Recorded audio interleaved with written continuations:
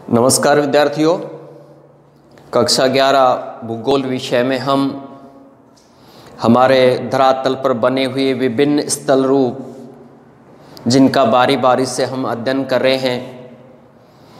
ये स्थल रूप बहते हुए जल के द्वारा, भूमिगत जल के द्वारा, हिमानी के द्वारा, तरंग और धाराओं के द्वारा बने हुए हैं। यानी अलग अलग स्थान पर अलग अलग कारक है इन आकृतियों को निर्मित करने वाला। आज हम पवनों के द्वारा निर्मित स्थल रूप, हवा के द्वारा बनी हुई आकृति, इसका अध्ययन कर रहे हैं।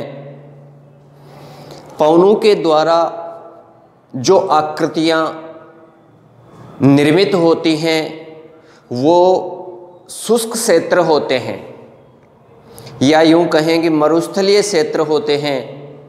रेगिस्तानों में पवनों के द्वारा बनी हुई आकृतियां हमें दिखाई देती हैं, क्योंकि पवनों का कार्य शुष्क क्षेत्रों में वनस्पति विहीन भूधरातल पर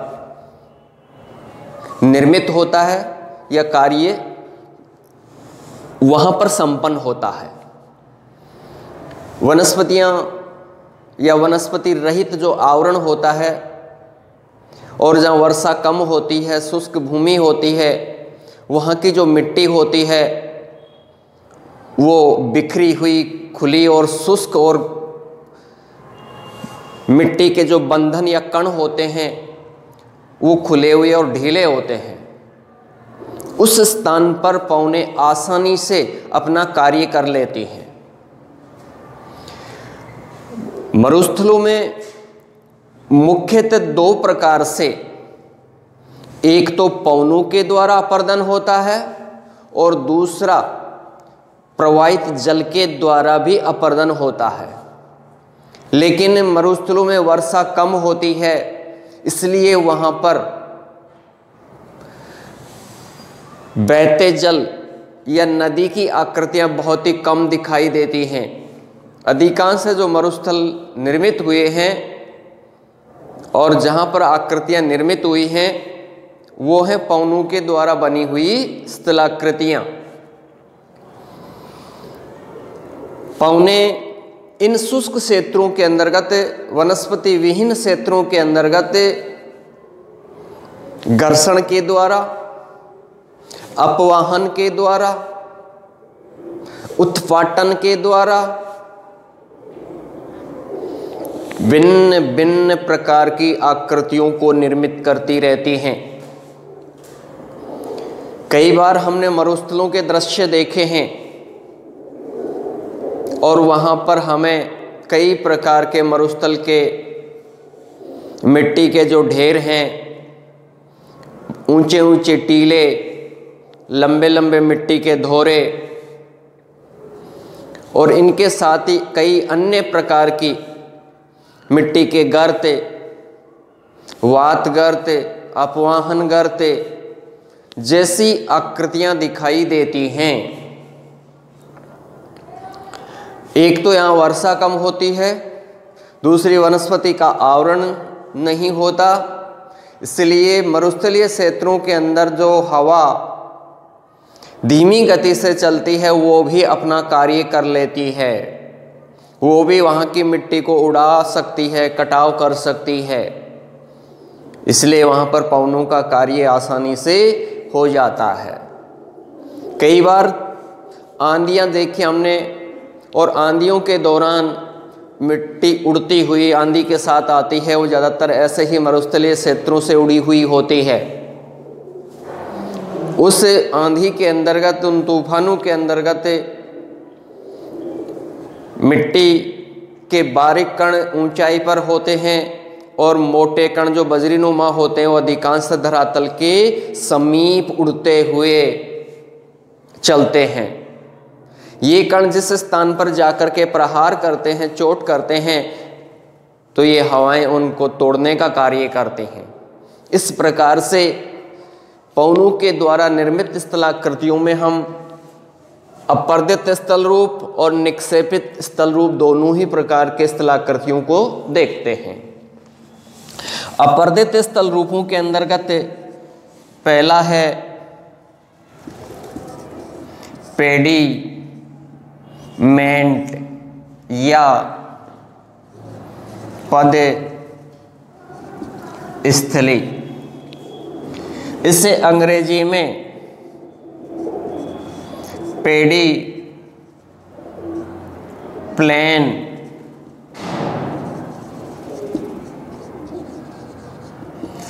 प्लेन कहते हैं। पदस्थली पर्वतों के समीप नीचा पथरीला भूभाग होता है। ये मरुस्थलीय क्षेत्रों के अंतर्गत जहां पर्वत होते हैं, उन पहाड़ियों के पास में नीची समतल कठोर पथरीली पहाड़ी नुमा टेकरी नुमा जो आकृति होती है, जो कि पवनों के लगातार घर्षण से अपर्दन से इसके जो उच्च भाग होते हैं वो कट करके समतल और नीचे और कठोर भाग बच जाता है। इस प्रकार की आकृति को पेडी प्लेन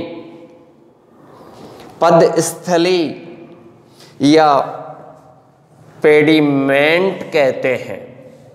इसकी आकृति एक ऊंचा टीला जो होता है उसके पास में ही एक समतल आकृति इस प्रकार की होती है। ये ऊंचाई वाला भाग होता है, लेकिन इसके पास में ही, इसके पांव में ही, इसके साथ ही जो ऊंची आकृति थी वो पवनों के लगातार प्रहार से, इस प्रकार से पवनें लगातार इसके ऊपर प्रहार करती हैं और इसका जो ऊपरी सिरा होता है वो कमजोर चट्टानों से मिट्टी का बना हुआ होने की वजह से वहाँ से अपर्दित होकर के हट जाता है और ये भाग इस पर्वत के समीप समतल निर्मित हो जाता है, एक समतल भूमि के रूप में बन जाता है। इसको पेडी प्लेन, पेडीमेंट या पदस्थली के नाम से जाना जाता है।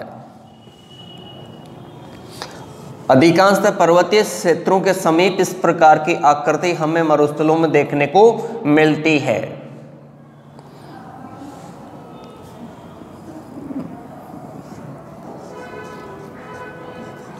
दूसरी आकृति होती है प्लाया।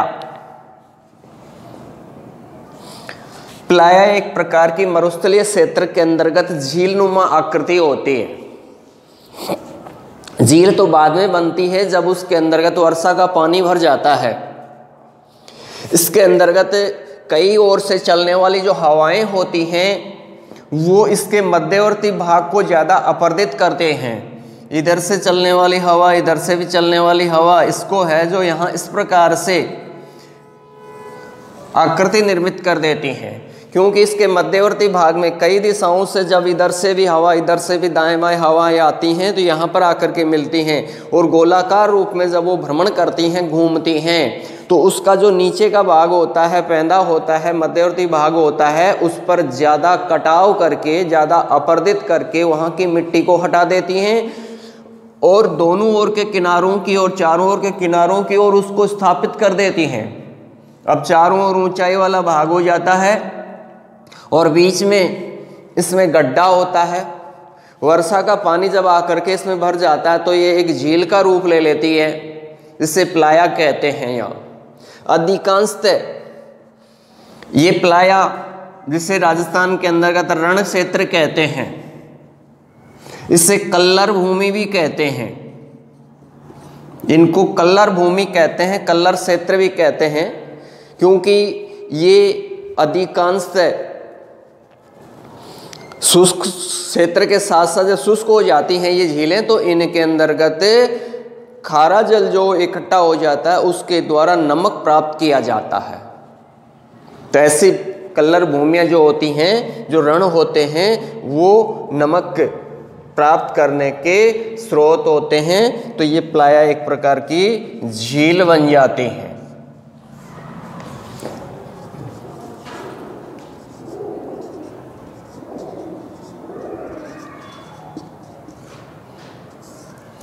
तीसरी प्रकार की आकृति होती है इनसेलबर्ग।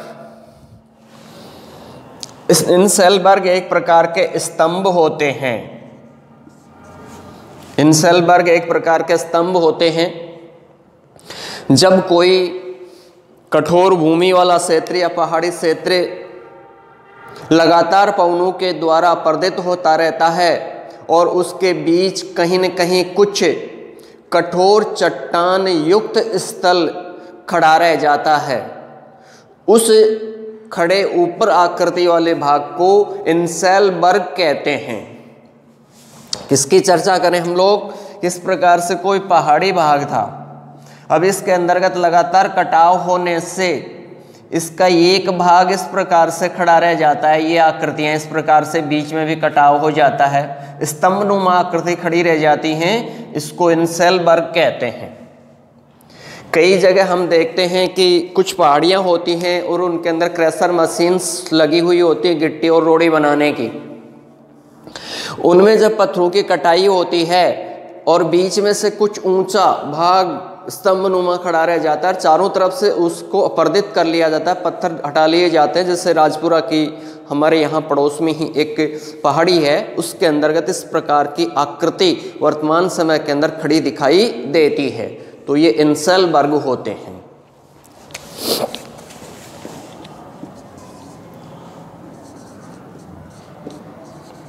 छत्रक शिला। छत्रक छातेनुमा आकृति, छतरीनुमा आकृति जो ऊपर से चौड़ाई वाली होती है और इसका जुड़ाव वाला जो नीचे का स्तंभ और बीच का भाग होता है वो घिस करके अपर्दित होकर के पतला हो जाता है। इस प्रकार की आकृति को, क्योंकि ऊपर की ओर कठोर चट्टान होने की वजह से और अधिकांश पौने आधार पर ज़्यादा प्रहार करने की वजह से नीचे का भाग इसका कट करके पतला हो जाता है और ऊपर का हिस्सा चौड़ा आकृति के अंतर्गत होता है, तो ये छतरीनुमा आकृति दिखाई देती है। वर्षा काल में उगने वाला एक पौधा मशरूम, वो भी इस प्रकार के आकृति में बनता है। तो ऐसी आकृति को छत्रक शिला नाम दिया है। इसके बाद में देखते हैं हम लोग निक्षेपित स्थल रूप। निक्षेपित स्थल रूप के अंतर्गत पहला है बालू, टीबे या टीले, बालू के टीले जिन्हें सैंड ड्यून्स कहते हैं। मरुस्थलीय क्षेत्रों में पवनें जब लगातार एक ही दिशा से प्रवाहित होती रहती हैं और अपने साथ में वो मिट्टी को उड़ा करके लाती रहती हैं और उनके मार्ग में जब कोई अवरोध आ जाता है तो वहाँ पर वो उस मिट्टी का जमाव कर देती हैं। चाहे कोई पर्वत हो, चाहे किसी प्रकार के पेड़ों का एक कतार या समूह हो, उसको अवरोधित कर लेता है और उसके समीप मिट्टी का एक चौड़ाई में और ऊंचाई में एक ढेर जमा हो जाता है, जिससे कि टीले के नाम या सैंड ड्यून्स के नाम से जाना जाता है। दूसरी आकृति होती है, इन बालू के टीलों को मुख्यतः आकृति के आधार पर 4 नामों से जाना जाता है। बालू के इन टीबों को या टीलों को, एक होता है बरखान। मरुस्थलीय क्षेत्रों में या हमारे पश्चिमी राजस्थान के अंतर्गत इस प्रकार के बरखान जैसी आकृति के टीले आसानी से देखने को मिलते हैं। ये जिस भाग या जिस दिशा से हवा प्रवाहित हो रही होती है उस दिशा के समानांतर इन टीलों का जमाव या आकृति पाई जाती है, अर्थात बीच वाले भाग में से ये अधिक मिट्टी जमा होने से चौड़े और मोटे आकार के होते हैं और जो इनके दोनों ओर के आगे बढ़ते हुए जो किनारे होते हैं वो पतले चंद्रमा के जो किनारे होते हैं, जब चंद्रमा नया रूप लेता हुआ दिखाई देता है, उस रूप में ये अर्धचंद्राकार आकृति में, तो हवा अगर इस दिशा से प्रवाहित हो रही हो तो ये इस प्रकार से आकृति के टीले बनते हैं, इन्हें बरखान कहते हैं। दूसरा टीला होता है पैराबोलिक। पैराबोलिक इसका जस्ट अपोजिट होता है कि जिस दिशा से हवा आ रही होती है उसके विपरीत इसकी आकृति होती है, यानी बरखान से जस्ट विपरीत प्रकार की आकृति पैराबोलिक टीलों की होती है। तीसरा होता है अनुप्रस्थ। अनुप्रस्थ लंबे और लहरदार टीले होते हैं। इस प्रकार के लहरदार, कहीं ऊंचे कहीं पर नीचे, टेढ़े मेढ़े आकृति के। और चौथा होता है सीप। सीप जैसी आकृति के बालू टीले। इस सीप में एक मुख तो या एक सिरा इसका जो होता है वो पतला, जबकि दूसरा सिरा होता है उसका ये चौड़ा और मोटा होता है, यानी एक जगह पर अधिकांशतः इसका जमाव हो जाता है। तो इस प्रकार से बालू के जो टीले होते हैं इनको 4 नामों से पुकारा जाता है: लहरदार, बरखान, पैराबोलिक, अनुप्रस्थ काट और सीप। ये 4 प्रकार के मुख्यतः इसमें तिथियां होती हैं। वात खिड़की, वात खिड़की, वात गर्त,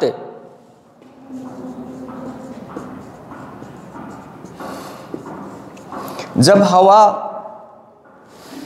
लगातार एक दिशा से एक ही गति से प्रवाहित होती रहती है और एक तरफ कोई ऊंचा स्थल या ऊंचा भाग होता है या कोई टीला हो, उसके एक हिस्से में लगातार हवा के प्रवाह से कटाव होने लग जाता है और उस कटाव से निकले हुई मिट्टी को दूसरे वाले भाग या दूसरी दिशा की ओर उसको जमा करता रहता है, तो एक भाग के अंतर्गत वो गहराई वाला गर्त निर्मित हो जाता है कि ये दीवार नुमाती है। इस प्रकार से अगर कोई फैलाव है मिट्टी का, लगातार इस दिशा से मिट्टी आकर के, ये हवा आकर के इस मिट्टी को उड़ाने का कार्य करती है, तो इसके नीचे वाले भाग को अधिकांशतः ये मिट्टी कट करके इस हवा के द्वारा यहाँ से हट जाती है। ऊपर की ओर कठोर चट्टान होने की वजह से वो मिट्टी हट नहीं पाती है और उसके नीचे की तरफ गहरा गर्त या गड्ढा निर्मित हो जाता है।